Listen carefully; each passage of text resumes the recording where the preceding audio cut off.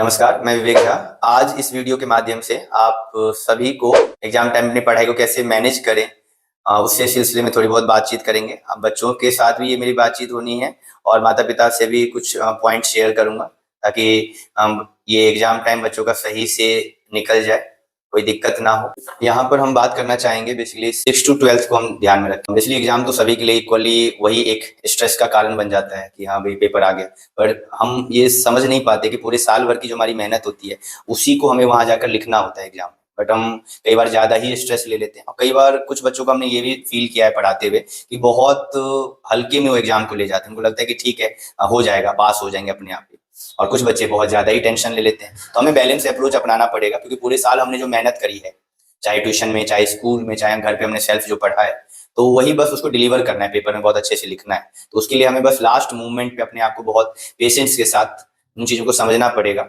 और last moment में जो तैयारी होती है वो उसको अलग तरीके से करना पड़ेगा, जिसको हम कहते हैं पेपर ओरिएंटेड होकर तैयारी करना। चाहे वो 10th या 12th क्लास का बोर्ड एग्जाम के बच्चे हों, या नॉर्मल क्लासेस 6 टू 8 9th के बच्चे हों, या 11th क्लास के बच्चे हों।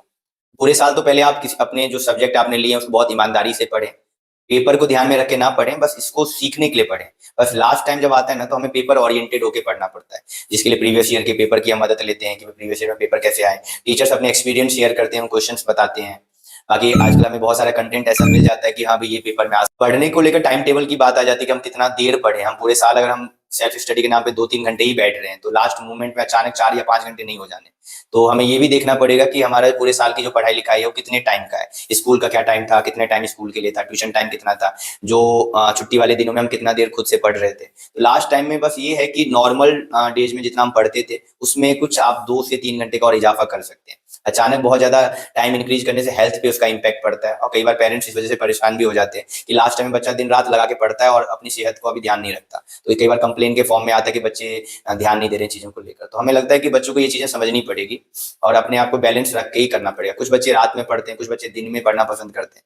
तो यहाँ पर कई बार पेरेंट्स इन चीजों के लिए भी सपोर्ट नहीं करते। तो हम उम्मीद करेंगे माता पिता को कि टाइम ऐसा होता है कि बच्चे को जिस टाइम में बेहतर लगता है चीजें पढ़ने में, प्लीज आप उनको कोऑपरेट करें। कुछ बच्चे रात की स्टडी ज्यादा उनको इम्पैक्ट करती है, क्योंकि उस टाइम काफी पीसफुल इन्वायरमेंट होता है, तो उनके लिए ज्यादा बेहतर होता है। कुछ बच्चे दिन में पढ़ लेते हैं, और यहाँ पे माइंडसेट भी अलग अलग। कुछ बच्चे बहुत कम पढ़ के भी बहुत बेहतर कर लेते हैं, कुछ बच्चों को बहुत ज्यादा पढ़ना पड़ता है, कई बार लर्निंग उनके लिए बहुत ज्यादा बेहतर नहीं होता, तो कई बार रिपीट करना पड़ता है एक ही चीज को।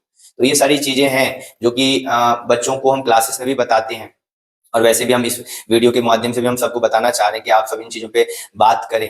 बेसिकली एग्जाम टाइम में पेरेंटिंग बहुत जरूरी है कि सही तरीके से हम गाइड करें बच्चों को और उनको हर तरीके से सपोर्ट करें। मोरल सपोर्ट की बहुत ज्यादा जरूरत होती है, बहुत ज्यादा दबाव ना डालें, एक मोरल तरीके से समझाएं कि क्या चीजें बेहतर हो सकती है।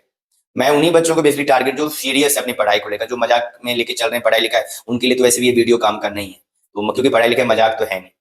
प्लस में पेपर को कैसे अटेंड करें, सबसे बड़ी बात ये, बहुत सारे वीडियोज आजकल अवेलेबल है कि पेपर सीबीएसई में जो बोर्ड क्लासेस का एग्जाम दे रहे हैं वो कैसे पेपर अटेंड करें। नॉर्मल जो स्कूल एग्जाम भी दे रहे हैं उनके लिए भी है पॉइंट ये कि पेपर आप जैसे टेस्ट पेपर अटेंड करते हो, जैसे तैसे लिख दिया, कटिंग कर दिया, वो कोई नहीं होता है। ऐसा नहीं, तो सिस्टमेटिक तरीके से पेपर अटेंड करना होता है, सीक्वेंस वाइज पेपर अटेंड करना होता है, section by section paper attend करना है। राइटिंग को लेकर, आंसर्स के साइज को लेकर, मार्क्स के अकॉर्डिंग आंसर्स की लेंथ होती है, वर्ड लिमिट होती है, इन सब चीजों को ध्यान रखना होता है। और कई बार बच्चे इन सब चीजों से बहुत दूर है, उनको कुछ नहीं पता, क्योंकि हम पेपर को चेक करते हैं जब हम क्लासेस पे हम टेस्ट लेते हैं, तो मुझे फील होता है, हम बच्चों को समझाते भी हैं कि इस तरह से पेपर राइटिंग नहीं होती है। तो ये सब चीजें हमें देखने को मिल रहा है।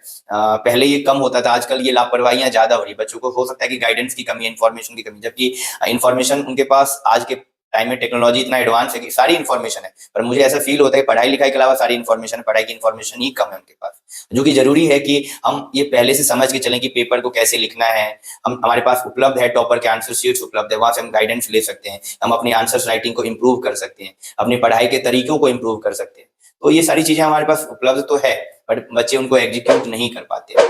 तो कई बार होता है कि ये बैलेंस है लोग